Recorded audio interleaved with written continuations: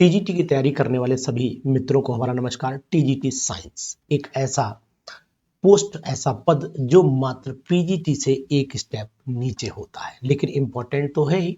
अगर आपने MSc chemistry में कर रखा है और टीजीटी की तैयारी कर रहे हैं तो फिर मान के चलिए कि अगर टीजीटी आपका निकलता है तो मौका बहुत ज्यादा है कि आप पीजीटी बन जाएं। कारण क्या है कि आप प्रमोट हो सकते हैं। अगर संभावना हुई, आपके कॉलेज में वैकेंसीज हुई, तो ये संभावना भी आपको मिल सकती है। तो पहले तो आपको बताऊंगा टीजीटी और पीजीटी के स्केल में बहुत बड़ा डिफरेंस नहीं है। आखिरकार टीजीटी का जो स्केल है वो 4600 रुपए का है, यानी कि टीजीटी स्केल 4600 का है यूपी में और पीजीटी का 4800 का है। यानी दोनों में मात्र डिफरेंस जो यहाँ से यहाँ तक आ रहा है वो 200 का आ रहा है पे स्केल में। ये बात ध्यान दीजिएगा, पे स्केल की जो बैंड है वो पे स्केल बैंड जो है वो इसी रेंज में आता है। तो पहले तो ये ध्यान दीजिएगा कि बहुत बड़ा डिफरेंस नहीं है। और सैलरी में भी बहुत हार्डली टोटल सैलरी में जाकर के बहुत बड़ा डिफरेंस अगर आया तो 1000 रुपए का डिफरेंस शुरुआती तौर पर आएगा। 1-2 हजार से ज्यादा का डिफरेंस आपकी सैलरी में नहीं आता है। एक बात तो अगर आप तैयारी कर रहे हैं तो बिल्कुल हताश नहीं हुई। हम आपसे बात करते हैं आज रसायन विज्ञान के उस सिलेबस की जो वास्तव में टीजीटी के लिए वरदान साबित हो सकता है। हमारे बताए हुए बहुत सारे लोग पीजीटीज में उन चीजों को पा गए हैं जो चीज हमने आपको बताई थी। कि ये कौन कौन से टॉपिक है, पहले तो मैं आपको ये बताऊंगा कि इन टॉपिक पर विशेष नजर आपकी रहनी चाहिए। सबसे पहले मैटर, जिसे आप मैटर बोलते हैं, एक तो ये टॉपिक है।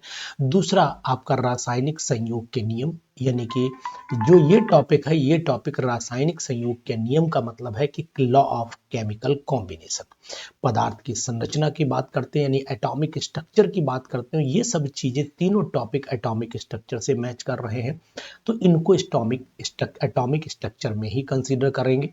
ये एक टॉपिक है रेडियो एक्टिविटी, जो अब लगभग हटा दिया गया। ये बीएससी में अभी भी है, लेकिन अगर ट्वेल्थ की बात करें तो फिर ये ट्वेल्थ में टॉपिक हटा दिया गया है। बीएससी में आज भी रेडियो एक्टिविटी पढ़ाया जाता है।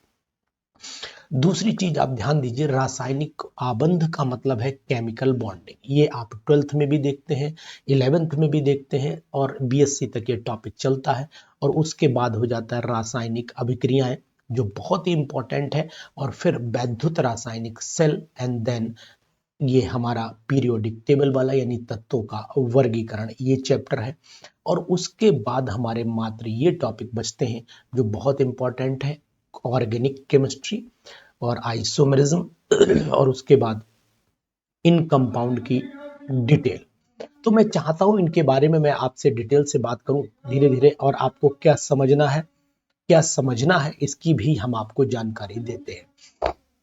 देखिए, रासायनिक विज्ञान में सबसे खास बात ये आ जाती है कि सबसे पहले आप अगर मैटर चैप्टर को देखते हैं, मैटर टॉपिक को देखते हैं, तो मैटर टॉपिक में ये मान के चलिए कि दोनों फिजिक्स और केमिस्ट्री, अगर दोनों हम लोग देख लेते हैं, फिजिक्स प्लस केमिस्ट्री दोनों को ले लेते हैं, फिजिक्स ले लेते हैं प्लस केमिस्ट्री ले लेते हैं, तो फिर यहाँ पर दोनों मिलाकर के 125 एमसीक्यूज का सामना आपको करना पड़ता है।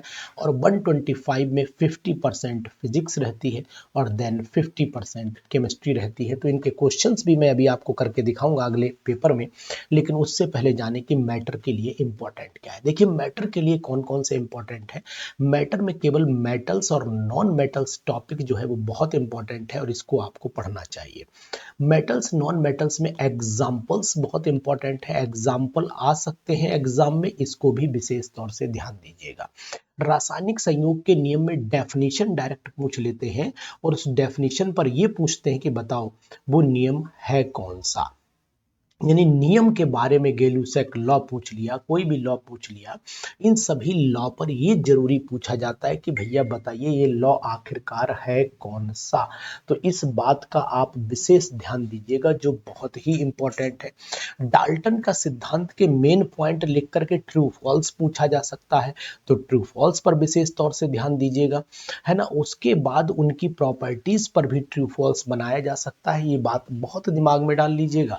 और चलते आपको आगे बताता हूं, जो बहुत इंपॉर्टेंट बात ये है कि अगर आपने इन चीज़ों पर ध्यान दिया जो मैं आपको बताने की यहाँ कोशिश कर रहा हूँ, वो ये है कि इलेक्ट्रॉन, प्रोटॉन, न्यूट्रॉन की खोज के साथ में उनके चार्ज पर विशेष ध्यान देना है, उनके रेशियो पर विशेष ध्यान देना है और उनके नंबर पर विशेष ध्यान देना है। इन पर क्वेश्चन आ सकते हैं। और रदरफोर्ड का जो अल्फा स्कैटरिंग एक्सपेरिमेंट है, जो उन्होंने न्यूक्लियस की खोज की थी, इस पर आप डिटेल स्टडी इसलिए कर लें क्योंकि साइज पूछा जा सकता है, न्यूक्लियस में इलेक्ट्रॉन नहीं होता, इस बात का कैसे प्रूफ किया गया। तो इन सब पर जो है वो एमसीक्यूज जब बनते हैं तो ट्रू फॉल्स में चले जाते हैं या फिर स्टेटमेंट दे करके ये पूछ लेते हैं कि आखिरकार वो क्वेश्चन जो ऊपर दिया गया स्टेटमेंट है वो नीचे कहाँ करेक्ट है, कौन सा इनकरेक्ट है, ऐसे तक करके भी क्वेश्चन पूछे गए। इसके बाद बोहर मॉडल पर, इनकी प्रॉपर्टीज पर, बोहर मॉडल के जो मेन कंस्टिट्यूएंट थे, मेन पॉइंट्स थे, मतलब कंस्टिट्यूएंट का मतलब यहाँ पे पॉइंट से बात कर रहा हूँ, तो पॉइंट्स जो थे वो क्या थे, इस पर बोहर को अगर आप देखेंगे तो उनके कुछ पॉइंट, जैसे electron can revolve only in those orbits whose angular momentum is equal to nh/2 pi, इसको बहुत पूछा इन्होंने। उन्होंने ये भी बहुत ज़्यादा दिया कि एनर्जी का डिफरेंस भी इन्होंने ही बताया था। इसी तरीके से सोमरफील्ड मॉडिफिकेशन को भी दिया। क्वांटम नंबर को आप बिल्कुल कंफर्म करके जाइए कि बिल्कुल इंपॉर्टेंट है क्वेश्चन, कम से कम 2 यहाँ से मिलने ही मिलने हैं निश्चित है। डी ब्रॉगली और हाइजेनबर्ग पर क्वेश्चन 100% मिलना है, बचेगा बिल्कुल नहीं। पाउली अपवर्जन का नियम और डी में कितने इलेक्ट्रॉन होते हैं, एस में कितने होते हैं, अफवाह के अकॉर्डिंग इलेक्ट्रॉनिक कॉन्फ़िगरेशन, अगर आपने इलेक्ट्रॉनिक कॉन्फ़िगरेशन पढ़ना है तो इलेक्ट्रॉनिक कॉन्फ़िगरेशन एक्सेप्शंस का जरूर पढ़ लीजिएगा, एक्सेप्शंस का जरूर पढ़ लीजिएगा, बहुत ही इंपॉर्टेंट है, वेरी वेरी इंपॉर्टेंट। और रेडियो एक्टिविटी की अगर मैं बात करता हूं तो रेडियो एक्टिविटी बहुत ही इंपॉर्टेंट और अहम टॉपिक हो जाता है और ये हमारे नोट्स में अवेलेबल है।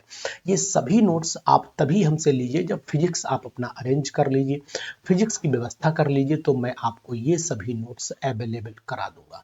नोट्स बहुत माइन्यूटली आप हमारे ऐप पर जाकर के परचेज भी कर सकते हैं और वहां पर केमिस्ट्री के आपको नोट्स भी मिल जाएंगे, केमिस्ट्री की टेस्ट सीरीज भी आपको मिल जाएगी, कोई दिक्कत नहीं आएगी। आप हमसे न पूछिए, सीधा ऐप पर जाइए, ऐप पर टीजीटी साइंस की टेस्ट सीरीज आप यूज कर सकते हैं और आप अपना लाभ उठा सकते हैं। केमिकल बॉन्डिंग एक ऐसा टॉपिक जो हमारे सभी क्लासेस में पढ़ाया जाता है और इसमें आपके लिए सबसे इंपॉर्टेंट क्या हो सकता है वो मैं आपको बता रहा हूं। देखिए, रेडियो एक्टिविटी में अगर आप जानना चाहते हैं तो हाफ लाइफ पीरियड पर क्वेश्चन आता है, नाभिकीय विखंडन और संलयन पर क्वेश्चन आता है, समस्थानिक, संभारिक और सम न्यूट्रॉनिक पर भी क्वेश्चन आ जाता है। तो ये 3-4 टॉपिक बहुत इंपॉर्टेंट है, इनको आप छोड़ेंगे नहीं, किसी भी कीमत पर नहीं छोड़ेंगे। यहाँ पर अष्टक नियम के एग्जाम्पल्स जरूर पढ़ करके चले जाइएगा और कोवेलेंट और कोवेलेंट बॉन्ड, कोऑर्डिनेट बॉन्ड, अगर दोनों को देखो तो दोनों की कुछ प्रॉपर्टीज आ सकती हैं, पूछ सकते हैं कौन से बॉन्ड की प्रॉपर्टीज है, पूछ सकते हैं इसका एग्जाम्पल ये है, ये इसमें घुल जाता है, उनकी सॉलेबिलिटी के बारे में, उनकी कंडक्टिविटी के बारे में, है ना, उनकी क्रिस्टल नेचर के बारे में ये भी पूछा जा सकता है। फजान रूल पर तो आप लिख लीजिए कि आना ही निश्चित है। यहाँ पर 2025 100% आएगा, कोई रोक नहीं पाएगा, इस बात को ध्यान देना। तो संकरण में अगर आओ तो हाइब्रिडाइजेशन से भी एक क्वेश्चन निश्चित हो जाता है जो बिल्कुल आना ही आना है। और आईयूपीएससी की बात करें तो कम से कम 2 नाम आ जाएंगे और साथ ही साथ उनके हाइब्रिड की शेप भी पूछी जा सकती है, हाइब्रिड ऑर्बिटल की शेप भी पूछी जा सकती है। तो साथियों, देर किस बात की, एरोमा केमिस्ट्री क्लासेस का ऐप आप डाउनलोड करिए और ये सभी का जवाब आप हमसे ले सकते हैं। रासायनिक अभिक्रियाओं में चलेंगे तो यहाँ पर सबसे ज्यादा जो है वो वियोजन, अपघटन, ये अभिक्रियाएं, ऊष्माक्षेपी, ऊष्माशोषी अभिक्रियाएं, यानी कि एक्सोथर्मिक, एंडोथर्मिक, उसके बाद डिसोसिएशन, डिसोसिएशन, एसोसिएशन। लेकिन एक क्वेश्चन अगर आप टीजीटी की तैयारी कर रहे हैं तो जरूर हमें लिख करके भेजिए कि डिसोसिएशन और आयनाइजेशन में क्या डिफरेंस। अगर आपने इसका जवाब सही से दे दिया कि डिसोसिएशन और आयनाइजेशन में क्या डिफरेंस है, you will qualify TGT science examination related to the chemistry 100%। Means आपका मैटर क्लियर है, मीन्स आपको पूरी नॉलेज है। मैं ये सिर्फ बताना चाहता हूं आपको। और इसके बाद चले आइए, अगर आपने लेड स्टोरेज बैटरी पढ़ ली है, आपने इलेक्ट्रोड पोटेंशियल पढ़ लिया है, आपने नस्ट इक्वेशन पढ़ ली है, और इसकी एप्लीकेशंस तो मान के चलिए कि यहाँ से भी क्वेश्चन आपसे बचने वाला नहीं है, क्योंकि नस्ट इक्वेशन से नस्ट की इक्वेशन पूछ सकते हैं, वैल्यूज रख करके पूछ सकते हैं, सॉलिड की कंसंट्रेशन यूनिट मानी जाती है, ये बात भी आपको मनाई जा सकती है। इन चीजों को जरूर ध्यान दीजिएगा। तत्वों के आवर्ती वर्गीकरण में यहाँ एक्सेप्शंस आपके लिए बहुत इंपॉर्टेंट हो जाएंगे कि आप एक्सेप्शंस को ध्यान से पढ़ लें, इन एक्सेप्शंस पर पूरी ताकत लगा दें, और साथ ही साथ एक्सेप्शंस के साथ में वेरिएशन भी जरूर पढ़ लें। जहां पर वेरिएशन आ रहा हो उन वेरिएशन को आप जरूर पढ़ें, वेरिएशन जरूर पढ़ लें, 100% बिल्कुल फायदेमंद हो जाएगा। इसी के साथ साथ वेरिएशन के साथ साथ आप एक काम और करें, इनमें जो भी आपको इलेक्ट्रॉनिक कॉन्फ़िगरेशन एक्सेप्शंस के दिखाई दें, इलेक्ट्रॉनिक कॉन्फ़िगरेशन एक्सेप्शंस के दिखाई दें, उन्हें भी आप पढ़ लें। और खासकर आयनाइजेशन पोटेंशियल, जिसे आप आयनाइजेशन एनर्जी कहते हैं, जिसे इलेक्ट्रॉन नेगेटिविटी कहते हैं, जिसे इलेक्ट्रॉन एफिनिटी, मतलब ये अलग अलग टॉपिक है, ये सभी टॉपिक आप अलग ढंग से पढ़ लें। यानी आयनाइजेशन एनर्जी को भी पढ़ लें, इलेक्ट्रॉन एफिनिटी को भी पढ़ लें, इलेक्ट्रॉन नेगेटिविटी को भी पढ़ लें, और साथ ही साथ एक ऑक्सीडेशन स्टेट का टॉपिक भी आप जरूर मद्देनजर रख लें। और ये सब जुड़ जाते हैं उसी टॉपिक से जो आप छोड़ देते हैं, जिसका नाम है एटॉमिक और आयनिक रेडियस। तो यहाँ पर एटॉमिक और आयनिक रेडियस में आपको जरूर ध्यान देना पड़ेगा कि भैया यहाँ पर एक होता है iso electronic word, iso electronic word, और ये आइसो इलेक्ट्रॉनिक वर्ड जो है ये कहाँ पढ़ना है, ये पढ़ना है आपको आयनिक रेडियस के अंदर। जैसे कि मान लो Na पॉजिटिव हो जाता है, Mg टाई पॉजिटिव हो जाता है, Al ट्राई पॉजिटिव हो जाता है, Cl नेगेटिव हो जाता है, K पॉजिटिव हो जाता है। इन सब के एटॉमिक रेडियस बहुत पूछे जाते हैं, और इनमें सभी में एक जरूर बात पढ़ना, जनरल इलेक्ट्रॉनिक कॉन्फ़िगरेशन, चाहे वो S का हो, चाहे वो P का हो, या D का हो, या फिर एक ना एक जल्दी आता है और जरूर आता है। तो यहाँ पर भी मैं आपको भैया यही सलाह दूंगा कि इन चीज़ों को विशेष तौर से पढ़िए जो मैंने अंडरलाइन कर दी है, और P और D और S इन सभी के कॉमन प्रॉपर्टीज भी आप जरूर पढ़ लें। ये सब चीज़ों के नोट्स भी मैं आपको अवेलेबल करा दूंगा अपने इसी ऐप पर। इसके बाद चले आइए, ये कलर्ड कंपाउंड बनाते हैं डी ब्लॉक के, इस पर भी क्वेश्चन बहुत आता है। ये कॉम्प्लेक्स कंपाउंड बनाते हैं, इस पर भी क्वेश्चन आता है। ये क्वेश्चन ट्रू फॉल्स में चले जाते हैं, और ट्रू फॉल्स में आ जाएंगे, या फिर करेक्ट द फॉलोइंग सेंटेंस में आ जाएंगे कि कौन सा करेक्ट है कौन सा अनकरेक्ट है। ये बात ध्यान देना। ये ऑर्गेनिक केमिस्ट्री में सबसे ज्यादा इंडक्टिव और इलेक्ट्रोमेरिक इफेक्ट और मीजोमेरिक इफेक्ट के साथ साथ अतिसंयुग्मन यानी कि हाइपर कॉन्जुगेशन, इन पर तो 100% क्वेश्चन रखा हुआ है, रट लीजिए कतई। और कौन से क्वेश्चन होंगे ये जानकारी भी आपको अगली वीडियो में दूंगा, लेकिन सबसे पहला काम चैनल को सब्सक्राइब कर दीजिए, और चैनल को जितने भी अपने टीजीटी के साथी हैं उनके ग्रुप में भेज दीजिए।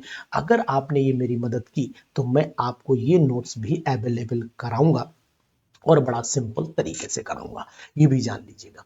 यहाँ पर चल लेते हैं, हम आगे पढ़ लेते हैं कि कार्बोकैटायन, कार्बो एनाइन, इस पर का ऑर्डर जरूर पढ़ लीजिएगा। इनका ऑर्डर आप छोड़िएगा नहीं, किसी कीमत पर नहीं छोड़ेंगे ऑर्डर इनका, पढ़ करके जाना है। हाइड्रोजन बॉन्ड के बारे में जरूर पढ़ना है, ये चीजें बिल्कुल नहीं छोड़ना। इलेक्ट्रोफाइल और न्यूक्लियोफाइल का एक एक एग्जाम्पल, यानी कि न्यूक्लियोफाइल और इलेक्ट्रोफाइल, न्यूक्लियोफाइल और इलेक्ट्रोफाइल, इन दोनों का एक एक एग्जाम्पल आपसे पेपर में पूछा जा सकता है। अब आ जाइए आइसोमेरिज्म पर।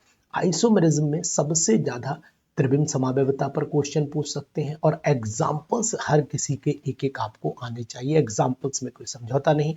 और कॉमन प्रॉपर्टीज में सबसे ज्यादा एल्काइन की प्रॉपर्टीज पर नजर रखनी है, उससे ज्यादा कीटोन एसिड पर रखनी है, एल्डिहाइड कीटोन एसिड पर रखनी है। लेकिन इन सब की जो प्रॉपर्टीज हो वो नॉर्मल रिएक्शंस पढ़ लीजिएगा, नॉर्मल रिएक्शंस पढ़ लीजिएगा, और आप सफल हो जाएंगे 100%। यानी कहने का तात्पर्य, अगर मैं टीजीटी के पेपर की बात करता हूं तो टीजीटी का पेपर भी मेरे पास पड़ा हुआ है, मैं आपको दिखा देता हूं।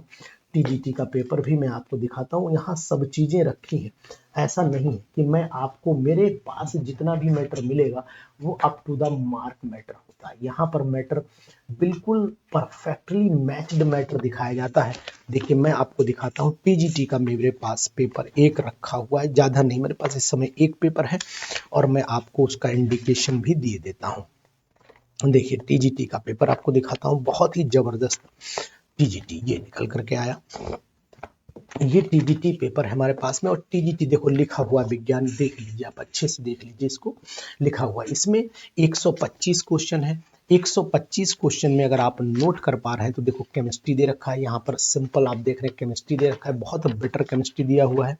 केमिस्ट्री के क्वेश्चंस लगातार चल रहे हैं यहाँ पर, ठीक है, केमिस्ट्री के क्वेश्चन चल रहे हैं, ये केमिस्ट्री का क्वेश्चन चल रहा है, ये भी केमिस्ट्री का क्वेश्चन चल रहा है।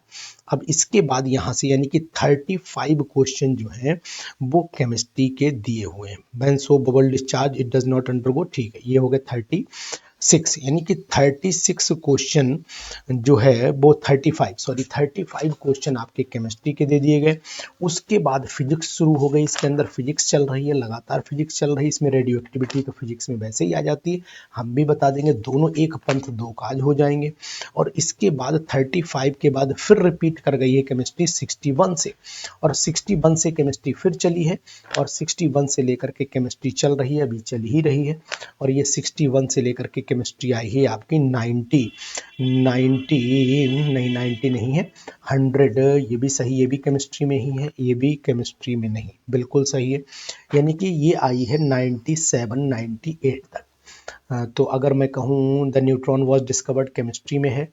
फोटो इलेक्ट्रिक इफेक्ट दोनों में ही मान सकते हो, केमिस्ट्री में ही मानिए, यानी कि 35 वो हैं, और उसके बाद 61 से ये क्वेश्चन शुरू हुए, तो लगभग वही 65 क्वेश्चन के आसपास मान के चलते हैं। 62 क्वेश्चन के आसपास इसमें हमें दिखाई दे रहे हैं, जो मैं समझ पा रहा हूँ। तो आप ध्यान दीजिएगा कि अगर आपने केमिस्ट्री बढ़िया ढंग से करनी, ऐसे पेपर सॉल्व करने हैं, तो फिर एरोमा केमिस्ट्री क्लासेस का ऐप अपने मोबाइल में डाउनलोड कर लीजिए, इस चैनल को सब्सक्राइब कर लीजिए। हम आपको पूरी कहानी भी आगे बताएंगे कि आखिरकार डिस्क्रिप्शन में जब जाएंगे तो आपको लिंक भी अवेलेबल हो जाएगा। तो हमारा रहा ये सिलेबस, इस सिलेबस को सबसे नंबर 1, हम इस सिलेबस को अपने टेस्ट प्लेटफॉर्म पर भी लाएंगे, टेस्ट प्लेटफॉर्म पर भी लाएंगे, ये बात ध्यान दीजिएगा, टेस्ट प्लेटफॉर्म पर भी लाएंगे।